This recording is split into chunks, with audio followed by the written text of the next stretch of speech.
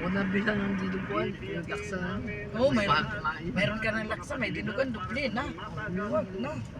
Bibili tayo dinuguan kung walang laksa, sabi ni sir, diba? Isa lang naman ulam na ulam. Pag may laksa, ma'am, Pag yung tawag ko si Daddy, buti ko kay, buti lang ako opera. Okay naman ako. Hindi lang Oo nga. may kasi ako. alam mo ni Daddy. Pi-deposit ko sana, pero naalala ko nanganganak. Ako Kaya, na nag-offer kay Leslie.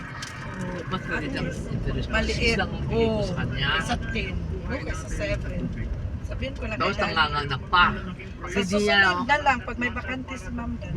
Tapos Kahirap susunod ka iba na. na. Iba.